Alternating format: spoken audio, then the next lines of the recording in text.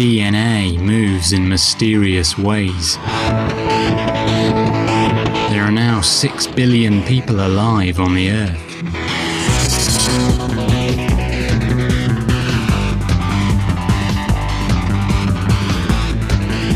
Our numbers are everywhere, carving and shaping the entire world. Most of us live in cities, which sprawl across the surface of the globe like vast circuit boards. The impact of our civilization is phenomenal. We have stamped our presence in steel, concrete, affluence and effluence.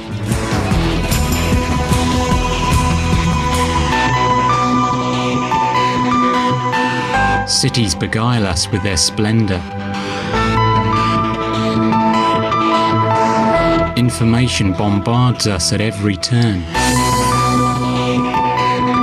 It's easy to lose yourself in a city.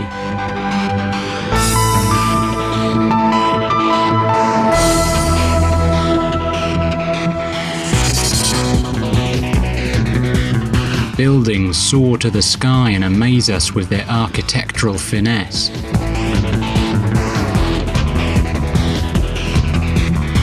The holy grail of city-based consumerism is the automobile. Worldwide, we drive 600 million of them, often in a congested frenzy. That many cars have 3 seats empty is beside the point. Consumer freedom is the name of the game here.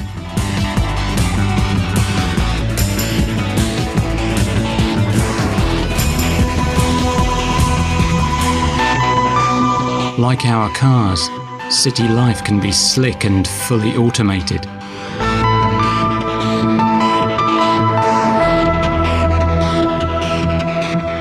We have no time to hang around. We have places to go and people to see.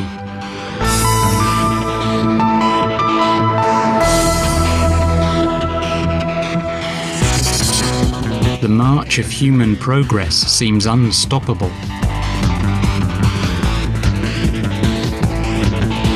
Cities continually expand as more and more of the natural environment is converted into civilization. We are committed to continuous growth and expansion. Meanwhile, the rest of organic life strives to survive as best it can. We may be oblivious to other organisms such as plants, finding man-made structures far more intriguing. And yet if this urban tree had been crafted by human hand, it would doubtless be lauded as a fine work of art. But since it is but a tree crafted by nature, we simply walk on by. Perhaps we forget that trees and plants make the very air that we breathe. Perhaps we forget that our lives depend upon the biological intelligence, like photosynthesis, evinced by other organisms. Perhaps then, it's time we city dwellers began to reacquaint ourselves with nature. It's probably fair to say that a growing number of people feel disaffected with modern life. It's a bit like that movie, The Matrix. There's a kind of nagging suspicion that there's something fundamentally wrong with human culture, that we've missed something, that modern values don't really lead anywhere. Maybe we've been holed up in cities for too long and this is the cause of our unease. Or maybe the cult of consumerism has had its day and we're looking for a new set of values and aspirations. Or maybe it's simply that modern science and religion have failed to imbue our lives with real meaning. Maybe, though, the root cause of our ills lies in our relationship to nature. And by nature, I mean the biosphere in which we're embedded. Whereas our ancestors lived in close proximity to the earth, both physically and spiritually, modern life, city life, seals us away from the rest of the biosphere. We end up viewing the biosphere primarily as a set of resources to be exploited as much as we can and for as long as we can.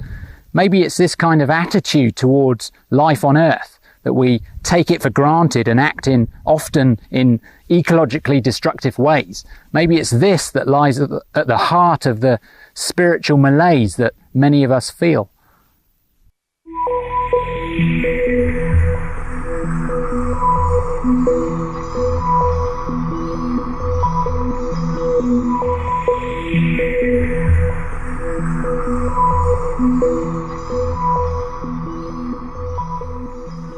It's possible, probable even, that science has come up with a misguided interpretation of nature, a misguided interpretation which fosters, or at least implicitly encourages, ecological insensitivity.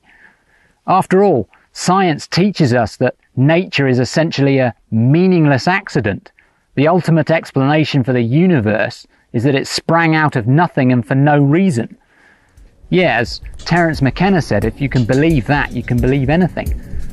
But it might be better to view nature as an intelligent system.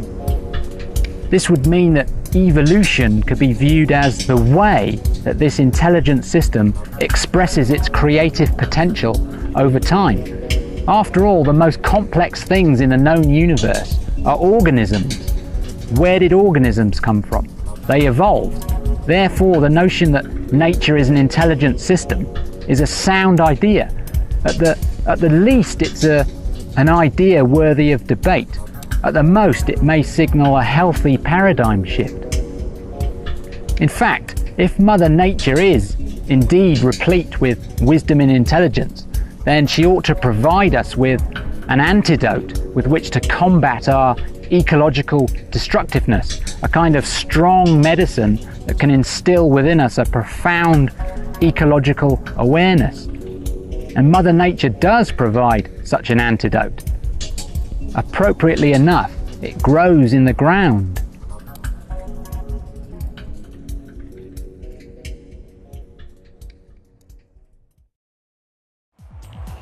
Fungi are perhaps the most earthy of organisms.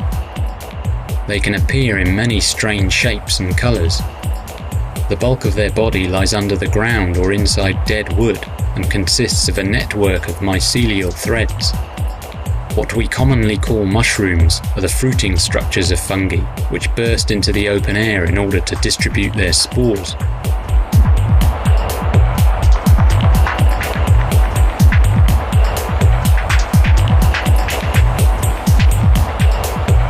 Unlike plants, fungi do not photosynthesize, but make their living breaking down dead wood, bark, and other organic detritus. In this way, fungi help to release essential minerals like phosphorus back into biospherical circulation.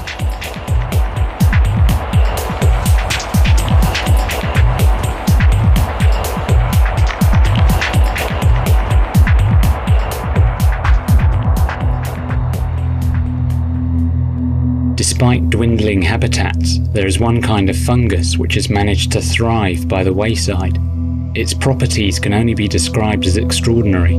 This is our antidote, the psilocybin mushroom, of which there are roughly 100 species worldwide. Psilocybin is the name of the alkaloid within the mushroom which, in conjunction with the human cortex, can induce a powerful and life-changing spiritual experience. For this reason, psilocybin is nowadays classified as entheogenic, that is, a substance able to temporarily sanctify the human psyche.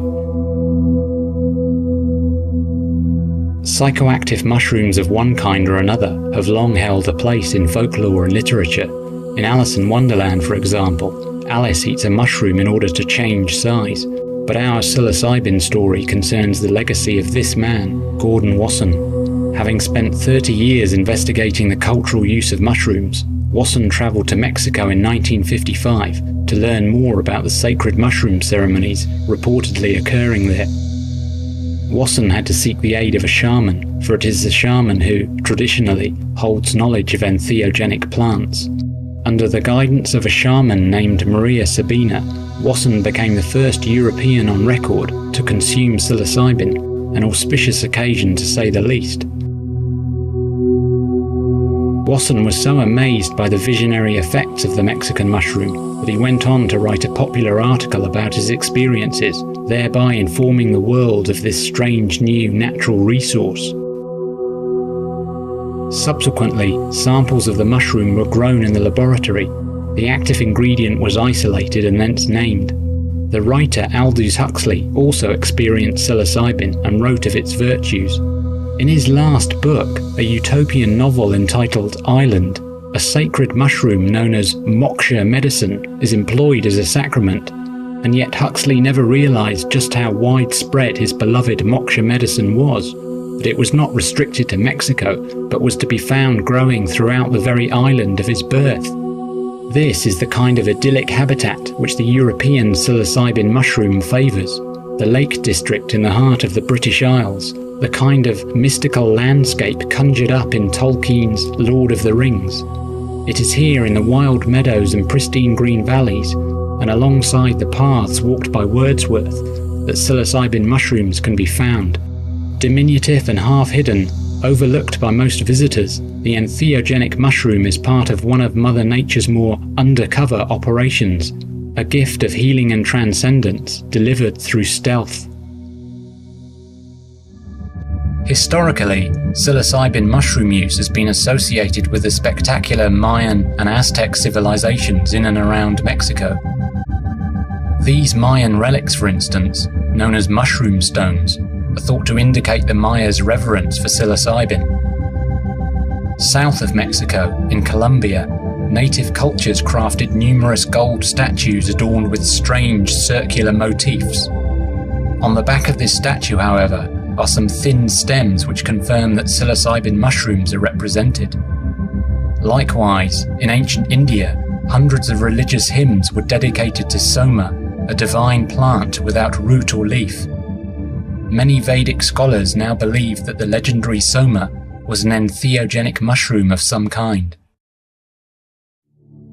And what of this, the Festos disc? Unearthed in Crete, the mysterious disc is believed to be a religious artifact dating back to 1700 BC. It is imprinted with various images. Actually, it is the oldest example of printing ever found.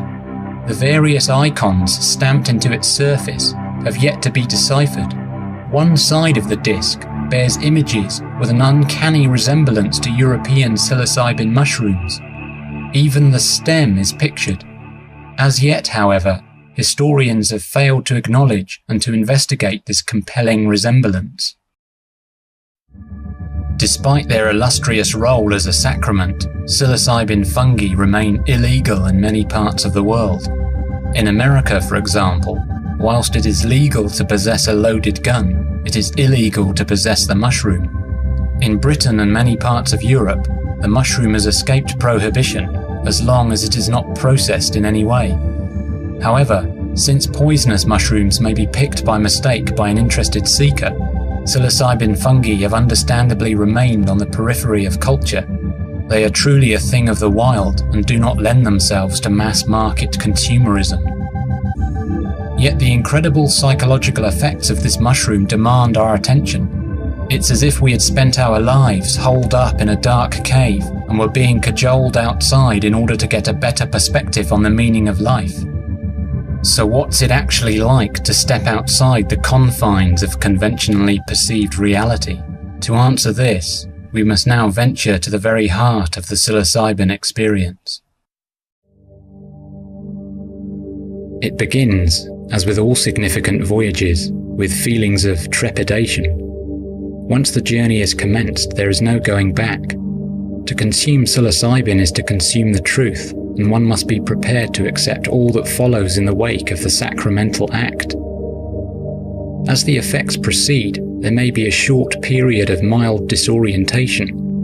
Body and soul are forcibly swept to a new dimension more real than ordinary reality. On the way, cultural conditioning is shed like old skin. Traditional modes of cognition and perception give way to an entirely novel form of consciousness. As feelings of disorientation pass, it seems as if one's nervous system has been retuned. It's like waking up or even being reborn.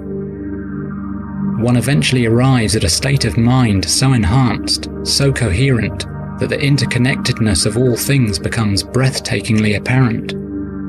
With eyes wide open, everything radiates fractal beauty. One is reminded of Tibetan mandalas, geometrical Islamic artwork, and the interwoven design so prominent in Celtic art.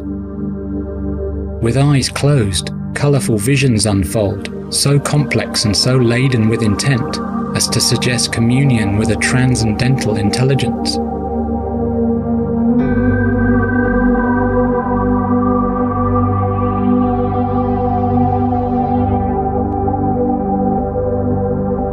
As the journey continues, there is a tremendous feeling of being empowered, of being privy to the miracle of the living moment. Profound insights flow through the opened mind. Conscious existence seems more like a precious gift than a side effect of brain activity, a gift granted by a deliberately and exquisitely configured universe.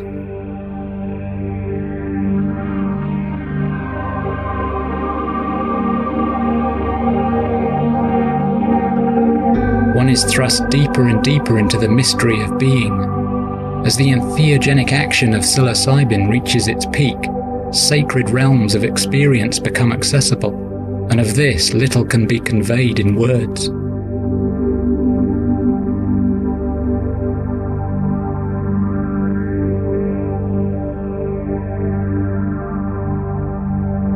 We are not alone and isolated. Nothing is isolated. We are each a uniquely evolving pattern of energy and information, born within a vast system of purposeful intelligence, which we call nature.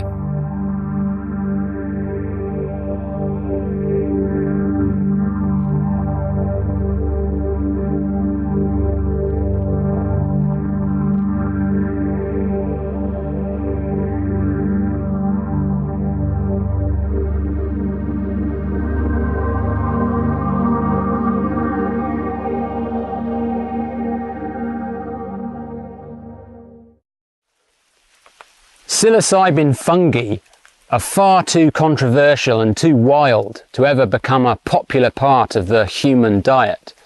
Nonetheless, the ecological message conveyed by psilocybin is worthy of our attention regardless of how one personally judges such a substance.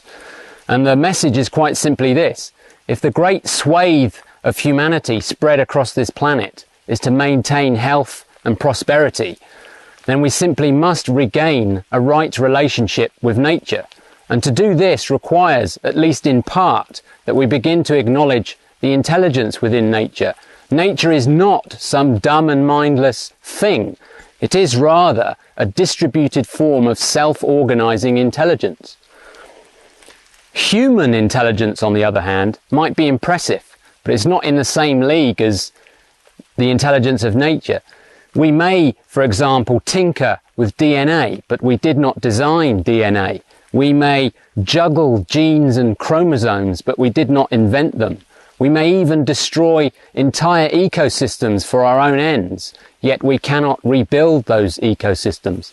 So rather than dominate nature into subservience, we would do better to harmonize our behavior with the greater natural systems of which we are a part. Acknowledging the intelligence of nature is one step in such a green endeavor. The universe has order written all over it, from the orderly formation of spiral galaxies to the orderly behavior of atoms and molecules. So too do ecosystems and organisms behave in a sensible and orderly fashion. It is we belligerent primates who are firmly out of order with our excessive pollution and our almost psychotic obsession with material consumption. Something has to change, because we can't go on bending the biosphere indefinitely. Something has to change. So why don't we slow down and look again with new eyes at this fantastic planet on which we live? Maybe we never left Eden after all. Maybe it was a kind of self-enforced exile.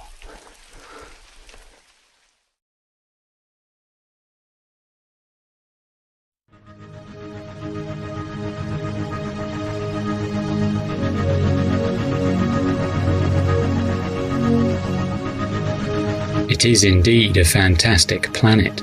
The Philippines, for example.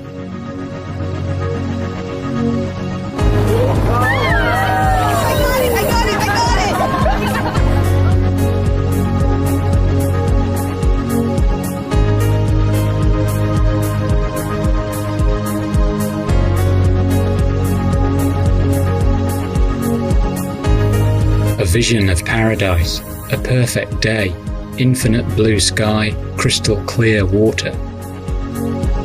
Huts nestle unobtrusively in the jungle, looking rather like giant mushrooms.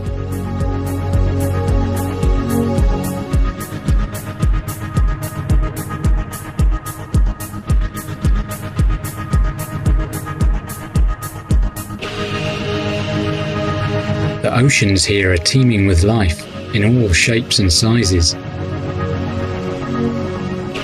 I named this strange fellow the toadfish. Its Latin name probably has less of a ring to it. An inventive crustacean, faithfully obeying the instructions on the container, for external use only. And the real star of the show, our brilliant sun, powering the biosphere from a distance of 90 million miles.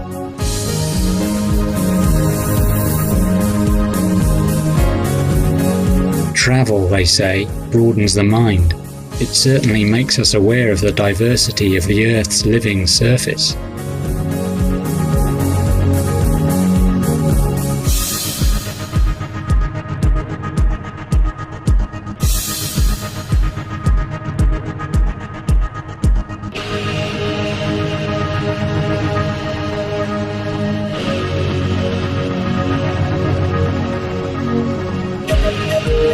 Filipino people might lack mobile phones and other forms of material wealth, yet they seem more relaxed, more free of stress, and more friendly than city people in the West.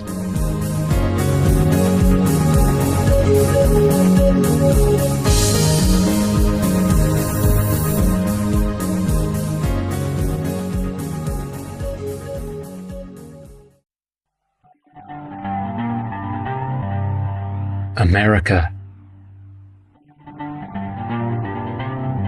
America, the ancient continent, is bigger and more formidable than America, the modern idea.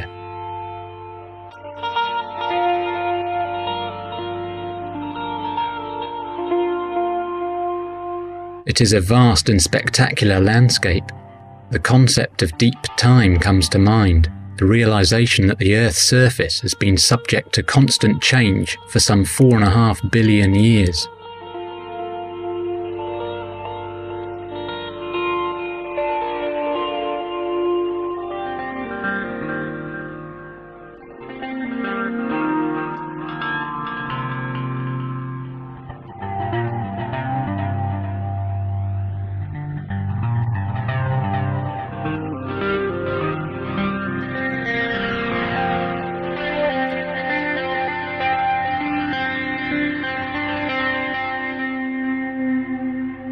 Yosemite National Park. There are no shopping centres here, no banks, no skyscrapers, no billboards, just nature pure and simple.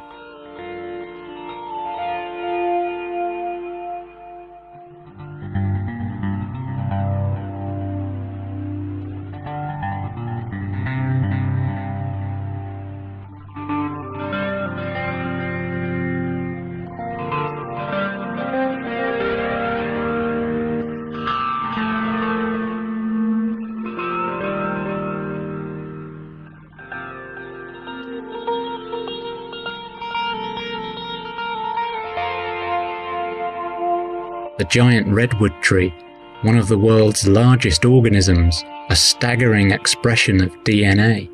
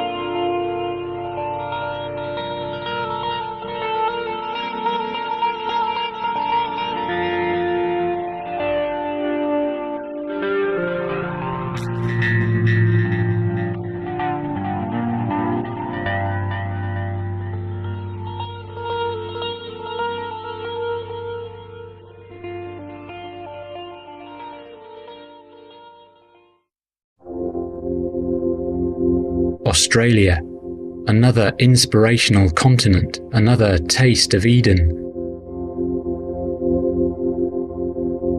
As an environment or land, Australia has a long history of being revered.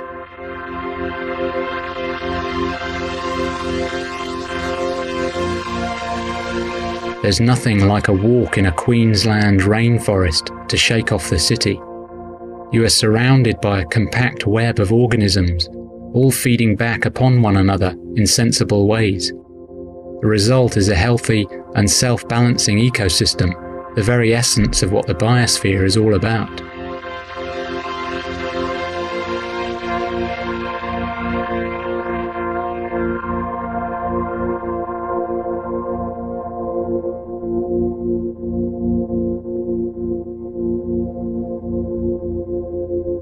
You get a real sense of the plasticity of organic life, the way it flexes and feels its way around, interweaving and interlocking.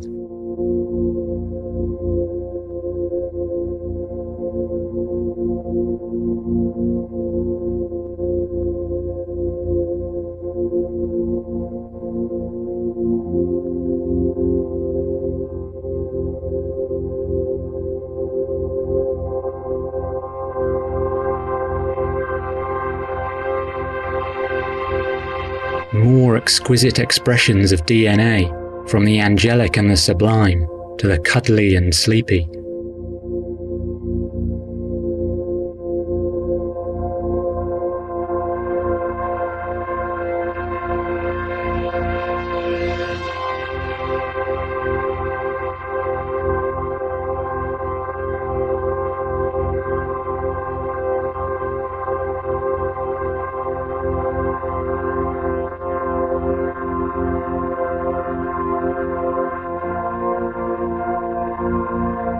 And look at this astonishing bird, the cassowary, whose ancestors were likely to have been dinosaurs. How does it manage to generate those iridescent colours on its neck? Somehow, its DNA has learnt to synthesize them from the fruit that it eats. Could we really imagine a clever chemist performing the same trick?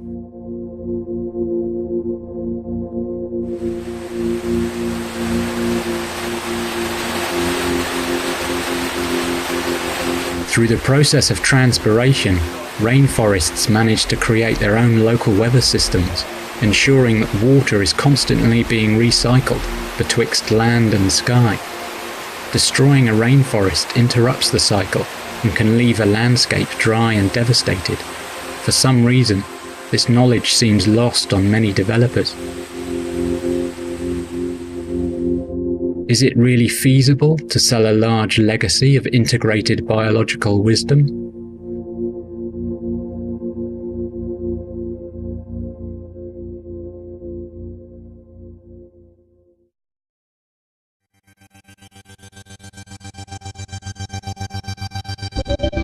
Fiji, in the South Pacific, gives us another glimpse of what the biosphere looks like when it has not been plundered and overridden by human civilization.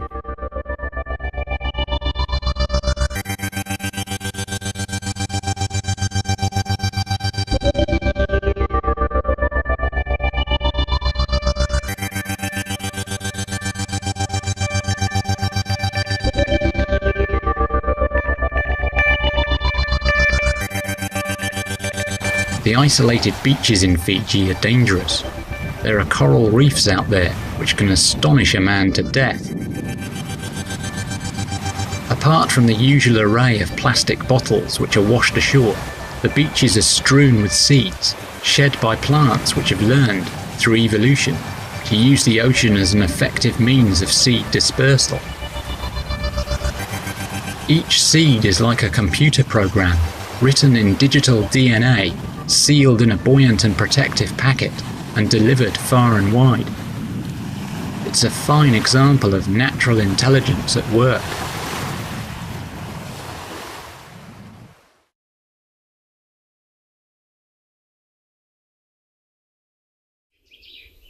Paradise would not be paradise were it not for natural intelligence. The reason life is such a sensibly coordinated phenomenon is precisely because life is woven from natural intelligence. This is one of the things which psilocybin seems to make very clear.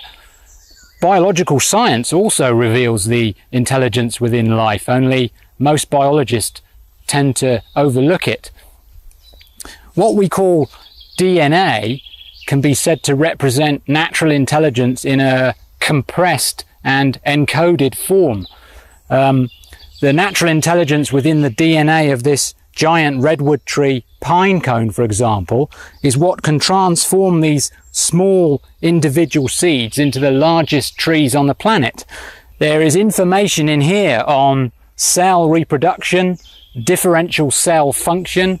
There's information on how to build roots, shoots and protective bark. There's information on how to construct pine needles with their ability to photosynthesize. There's information on how to store and distribute energy for thousands of years, which is how long redwood trees can live for. There's information on how to fight off infections, information on how to transport water from the ground up to a distance of 250 feet or more, even information on how to make more of these pine cones. It's all very clever stuff. Some botanists will spend their entire careers learning about the biological wisdom accumulated by just this one species. And yet for some strange and peculiar reason, natural intelligence remains completely and utterly unacknowledged by science. On the other hand, we've all heard of artificial intelligence, clever robots, smart computer systems, that kind of thing. Yet natural intelligence is precisely the thing that artificial intelligence seeks to mimic. Organisms can be considered expressions of natural intelligence, wired together with protein and amino acids, just as a clever robot is an expression of artificial intelligence, wired together with silicon and copper wire. Take this ant, for example. Its complement of biologic, honed, refined, and hardwired through millions of years of evolution, is palpably intelligent.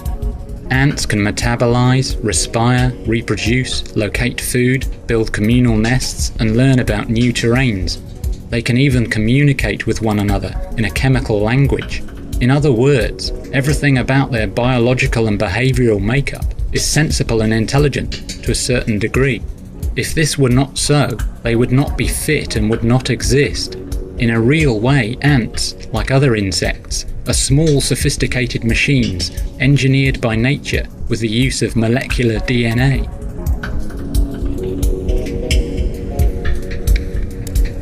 Beetles, a fine and rightly acclaimed group, but still overlooked by those who are not of an entomological persuasion. Imagine that this beetle had been cunningly designed by a team of artificial intelligence engineers working at the prestigious Massachusetts Institute for Technology. It would be acclaimed by the world. The public would be deeply impressed by man's capacity to craft such a machine. And yet, since it is but a biological beetle constructed by nature, we don't give it a second glance. But if we look at insects as if for the first time, we see not mindless contraptions hacked together by chance, but intelligently built systems which, through the selective and sculpting power of nature, have evolved a kind of futuristic complexity.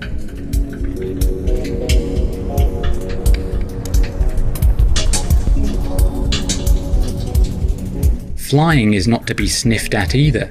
After all, it took our species more than 100,000 years to work out the aerodynamic equations necessary for heavier-than-air flight. Insects take to the air with ease. Bees are such consummate flyers that some species can attain speeds of 45 miles per hour. Weight for weight, they can produce the same power output as an aircraft piston engine and can fly 2 million miles per gallon of honey. Some insects can even walk on water. That is no small miracle by anyone's standards. It will be a long time before the artificial intelligence community can match this kind of engineering finesse.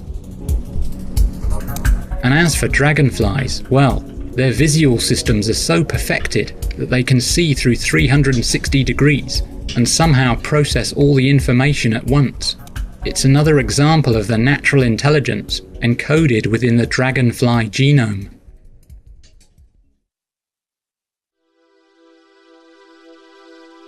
There are seemingly no limits to what natural intelligence can achieve in the biological domain.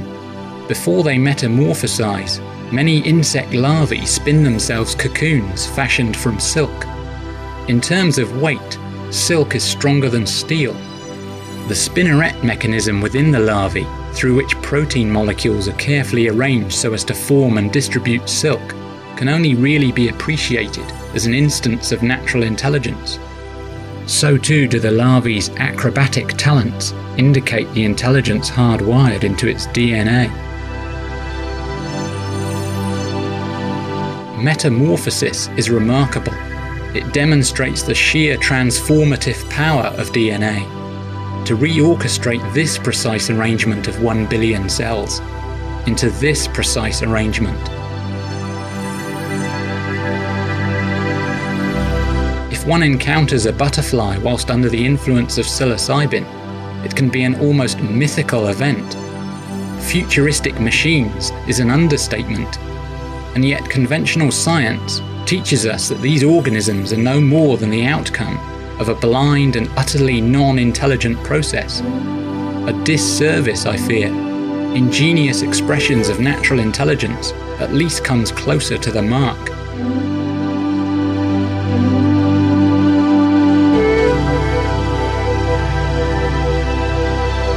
Unfortunately, global warming is endangering these delicate miracles. 1/4 of Britain's native butterfly species, for instance, face extinction in the next 100 years due to warmer temperatures. Those species who inhabit mountainous regions are steadily moving higher to avoid increasing temperatures. Worldwide, the natural environment which supports such life is being steadily eroded. It's a shame that we do not perceive the real nature of the life forms which we inadvertently destroy.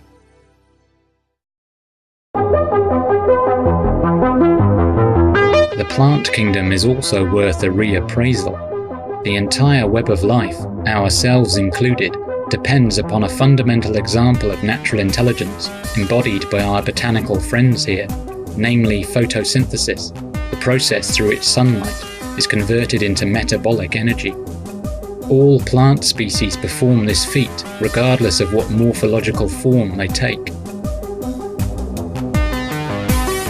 Photosynthesis represents the tree of life's primary technology, a technology learned through evolution. As natural technologies go, photosynthesis is highly advanced. It is hard to get your head around what a photon of light actually is, let alone imagine how to capture one and borrow its energy. Yet plants do just this by making use of chlorophyll and an array of advanced nanotechnological machinery. Leaves are the structures which carry out photosynthesis. They are nature's solar panels, ensuring that the biosphere remains plugged in.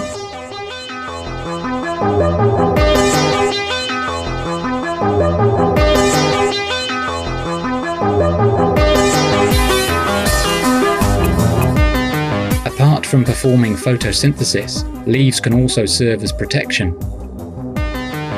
The Venus flytrap has gone further and has evolved leaves which can capture and eat insects, a notion that was originally rejected by 19th century botanists as being far too outrageous to be true. Other plants, like the pitcher plant, have evolved jug-shaped leaves which fill with water and which can drown any insects gullible enough to venture inside. Like the Venus flytrap, the plant eventually consumes its insectile prey. It is somewhat odd, then, that we will not generally perceive a leaf as embodying intelligent design, whereas we clearly perceive intelligent design in a piece of litter.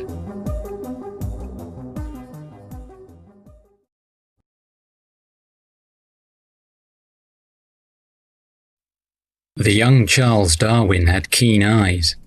To view life and its evolution as a naturally intelligent process does not require us to abandon Darwin's great vision. With our growing knowledge of DNA and genetics, Darwin's work continues to be vindicated. However, how we interpret evolution is another matter. The chief virtue of psilocybin is that it reveals the intelligence and creativity at the heart of the evolutionary process which Darwin glimpsed.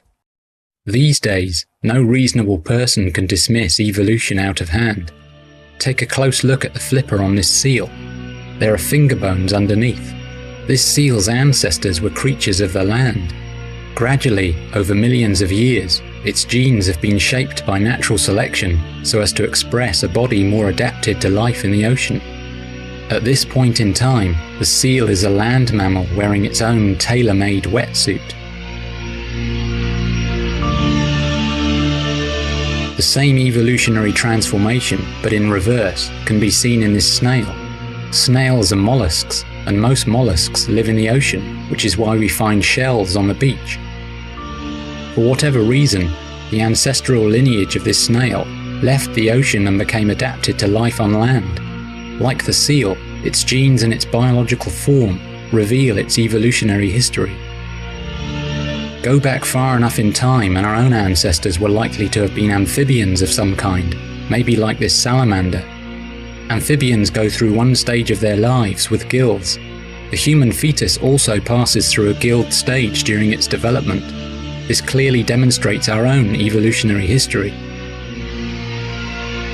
Our closest living relatives are other primates who share much of our own DNA. Human DNA codes for a bigger brain than other primates. The problem is, we have now elevated our big brains above all else. We think we are smarter than nature. Design, purpose and creativity are capabilities ascribed only to ourselves. And yet seals, snails, salamanders, monkeys and any other creature you care to mention are, biologically speaking, impressively designed. Thus, we must admit that design, purpose and creative engineering are all properties of evolution, a process which preceded our own ability to design and to create. Given that evolution builds up complex and eminently sensible biological structures, demonstrates that evolution is essentially a learning process and not dumb and mindless as science teaches us. Through evolution, nature authors intelligent solutions to the problems of living. Instead of books, the intelligent solutions are transcribed in DNA, and since DNA is mutable, improvements and re-editing can always be achieved. DNA that is senseless is terminated, whereas DNA which makes more sense is favoured or selected. If organisms and their environment are considered as a totality or continuum, then nature is clearly a wonderful system of self-organising intelligence. It's also worth bearing in mind, of course, that the original formation of DNA and its progressive evolution are written into the very laws of nature. The universe is quite literally a life support system, even a consciousness supporting system. These are facts with many profound implications. We are so in love with our own intelligence that we confer prestigious awards upon those who discover the intelligence within nature. James Watson and Francis Crick, for example, are revered to this day for their discovery of the exquisite double helix structure of DNA. Nature, on the other hand, received no accolade whatsoever, despite teaching Watson and Crick all that they knew. In a similar way, we are more likely to be impressed by shiny biotechnological machines that can chop and change DNA than we are with the biotechnological properties of DNA itself. And so, as ever, natural intelligence remains unsung. Most of my psilocybin journeys have been out in the wilds of the Lake District and Snowdonia, where the mushroom tends to grow during the autumn. Locating and consuming them always feels like an involvement in some kind of subtle organic alchemy. Psilocybin is recognized by the human cortex and integrated into its neuronal architecture. The result is a kind of retuning, after which information broadcast from some otherwise occluded source becomes suddenly very much accessible. Nature then becomes like a wise teacher, and it was this intimate bonding with nature and the overwhelming impression that nature is more alive, more precious and more mysterious than we think that inspired this film. And although the mushroom is certainly not for everyone, the deep ecological awareness which it can convey is for everyone. It is the message which counts. In my opinion then, to really get a sense of natural intelligence, to really feel it, requires that we find the time to take leave of the city and visit those pristine areas of wilderness which still remain on this turbulent planet. For it is only by immersing yourself in nature that you can really begin to sense its true value. And so I will leave you with a walk on the wild side here in the UK. It's time we all rediscovered our roots.